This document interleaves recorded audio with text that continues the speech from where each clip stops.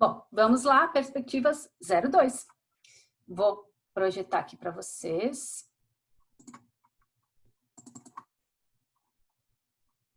Onde nós estávamos?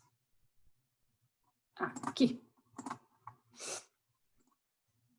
Então, falei para vocês da perspectiva cônica, né? Que é aquela que mais se assemelhou ao olho humano, tá? Vocês na internet, vocês vão achar diversos modelinhos. Então, se vocês colocarem lá perspectivas, vocês vão achar um monte, tá? Qualquer dúvida, me procure.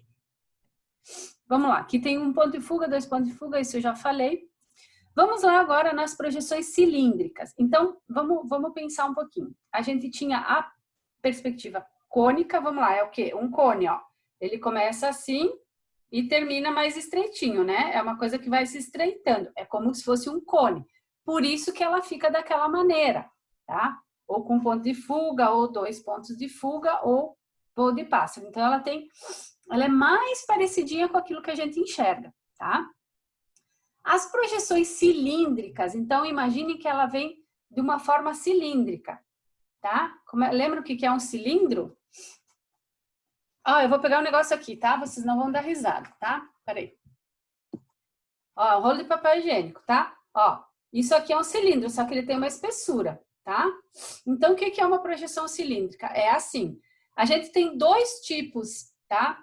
De projeção cilíndrica. Então, ó, uma é ortogonal, quer dizer o quê, ó? Ela tá retinha, tá? Tá fazendo retinho, como se isso aqui fosse o plano de projeção. Ou inclinada ao plano de projeção. Cada jeito vai resultar numa perspectiva diferente, tá? Dependendo do jeito que a gente enxerga. Assim, retinho ou inclinado, tá? Ou oblíquo. Então, assim, as projeções cilíndricas, a gente tem a oblíqua, então, que é desse jeito aqui, que vai resultar na perspectiva cavaleira, tá? E a ortográfica, que é resultante de uma projeção desse jeito, tá? Que vai resultar na perspectiva axonométrica, que é a isométrica, dimétrica, trimétrica e nas múltiplas vistas ortográficas, tá? Vou passar para vocês a perspectiva cavaleira e vou mostrar para vocês a perspectiva isométrica. Nós vamos ter um exercíciozinho de perspectiva isométrica, alguns exercícios, tá? E depois uma atividade valendo nota de perspectiva isométrica e depois a gente entra nas múltiplas vistas ortográficas. Não vamos ver a perspectiva dimétrica nem a trimétrica, tá? Vamos lá. Projeções, então, agora aqui é mais ou menos o que eu falei para vocês. Aqui só um exemplozinho assim, ó, para a gente comparar as perspectivas usando a projeção cônica e a cilíndrica, tá? Então, a cilíndrica, eu sempre digo que é uma perspectiva mais dura. Como assim mais dura, professora? É uma perspectiva que ela é, assim, mais feia, tá? Ela não fica tão bonita, ela não fica tão igual como a gente enxerga, ela fica meio sem graça, tá?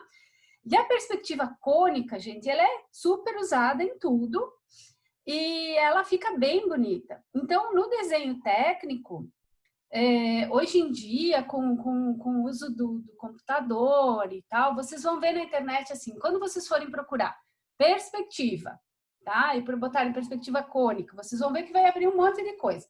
Vocês vão ver que vai abrir uns exercícios de desenho técnico, vai abrir muita coisa para vocês, né, poderem acompanhar.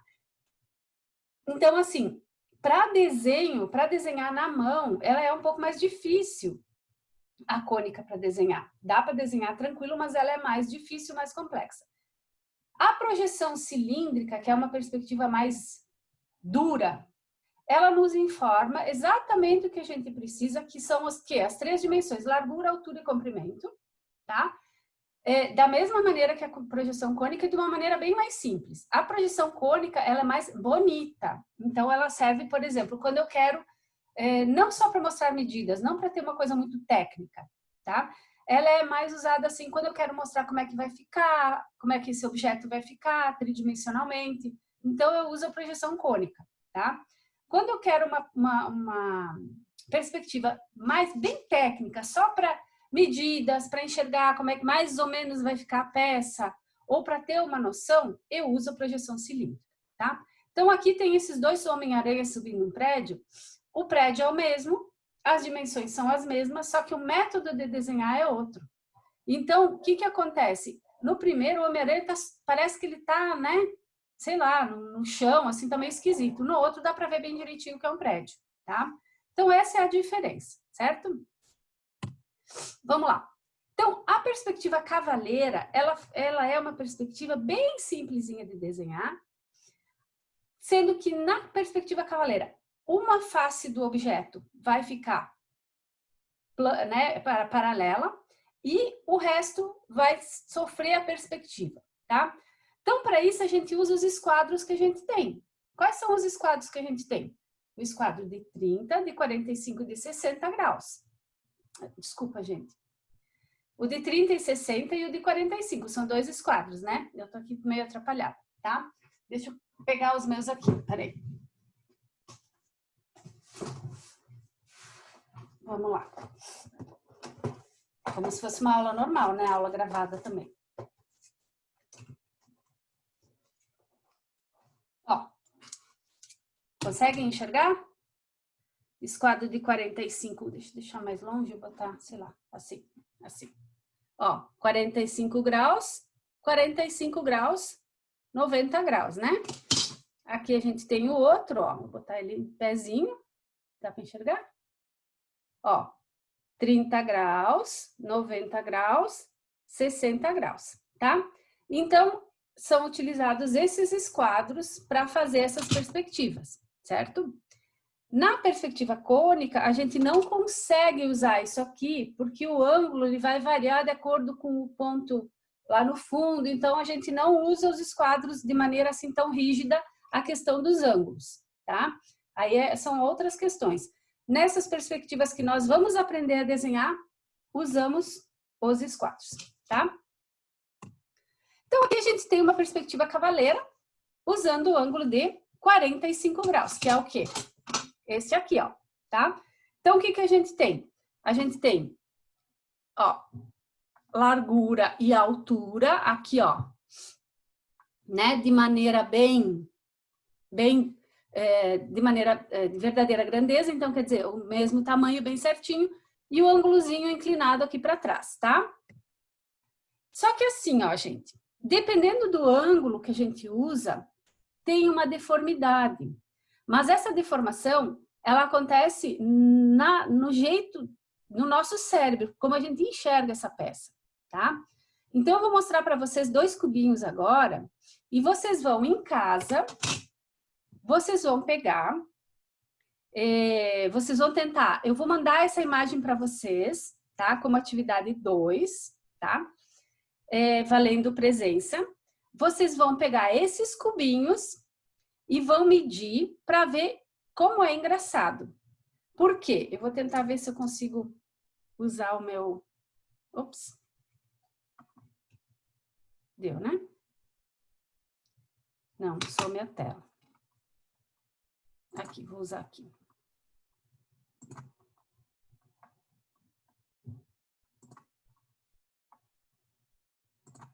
Olha só, vocês vão medir daqui até aqui, tá? Então, essa parte aqui e o comprimento, tá? E aqui a mesma coisa, largura, altura e comprimento. O que vai acontecer? Eu quero só que vocês meçam e para vocês comprovarem, tá? O que eu vou dizer aqui.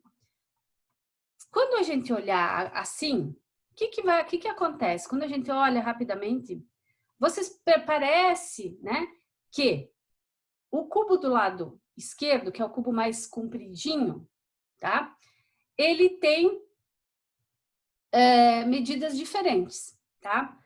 Em casa, eu quero que vocês comprovem isso. Por quê? Vocês vão medir e vocês vão ver que ele tem o mesmo comprimento. Quer dizer, ele tem é um cubo. Ele tem a mesma largura, a mesma altura e a mesma profundidade, tá? O cubo menorzinho, que parece menor, o que aconteceu? é o que parece o cubo bem certinho, né? O outro não parece um cubo, parece uma caixinha. O cubo que parece cubo mesmo, correto, ele não tem as mesmas medidas. O que foi feito? Ele foi reduzido para ele parecer um cubo, porque se eu não reduzisse, ele não pareceria um cubo, tá? Então, isso vocês vão testar em casa, vocês vão medir esse cubinho, eu vou mandar para vocês, vocês podem ir na tela do celular, do jeito que vocês quiserem, só para vocês comprovarem. Quem quiser desenhar, eu vou dar também para desenhar, tá? Vou ensinar o método de desenhar, ok? Então, é bem simples, tá? Só que assim, conforme o ângulo, fica mais ou menos distorcido, tá? No caso desses cubos que vocês estão vendo aqui, o ângulo é de 45 graus, tá? Deixa eu passar adiante. Olha só. Quando a gente tem um ângulo de 30 graus, quer dizer, ó, usando esse esquadro, esse ângulozinho aqui, pequenininho, tá? Ó. O que vai acontecer, gente? Essa perspectiva, ela vai ficar distorcida e ela vai ter que ser reduzida na sua profundidade a 2/3 do valor real, tá? Então, eu vou ter que dar uma diminuída dela e, ó, se vocês forem olhar aqui, só um pouquinho. Olha só, vamos lá. O que eu tenho aqui, ó? O comprimento, né? Eu reduzi o quê? Esse tamanho que era 6, 2/3 de 6 é 4. Então, eu deixei com 4 centímetros, tá? Se eu tivesse deixado o valor real, que seria para ser um cubo 6 por 6 por 6, olhem aonde ela iria. Ó, aqui nesse tantinho amarelinho aqui, ó. Teria tudo isso aqui a mais, tá? Então, o que acontece? Pensa, tudo isso aqui a mais, ó. Ela ficaria bem comprida, né? E ficaria bem distorcida. Observem com o ângulo de 45 graus. 45 graus, eu também teria que manter a metade, né? Diminuir ela pela metade. Então, distorção no plano de projeção reduzidas a metade do valor real. Então, eu vou diminuir pela metade. Metade de 6 é 13. Então, eu teria que tirar toda essa parte de trás aqui, ó. Tá? E é bastante coisa. Opa! Tá? Então, vamos lá. Vou fazer aqui de novo, ó. Teria que tirar tudo isso aqui, ó. Tá? Então, meu Deus, isso aqui é um monte de coisa. Olha só. Imagine isso aqui, esse cubo comprido até aqui. Nunca ia parecer um cubo, né? Tá? E é uma ilusão de ótica. É uma coisa que nosso cérebro entende dessa maneira. E mais ainda, com o ângulo de 60 graus, que é esse ângulo aqui, ó. Tá? Ó. Nessa angulação aqui, que é bem inclinado, ia ter que reduzir mais ainda. Então, a figura tem que ser reduzida a 1/3 do tamanho dela. Então, 1/3 de 6 é 2. Então, em vez de ser 6 centímetros de comprimento, ela vai ter 2 centímetros de comprimento. Isso é bastante, tá? Então, ela fica bem menorzinha para parecer um cubo, ok? Então, o que eu quero de vocês? Que em casa, vocês peguem, eu vou mandar o arquivo para vocês da atividade, e vocês meçam, e aí vocês vão perceber que é muito engraçado, mas o cubo que parece correto tem as medidas diferentes, ok?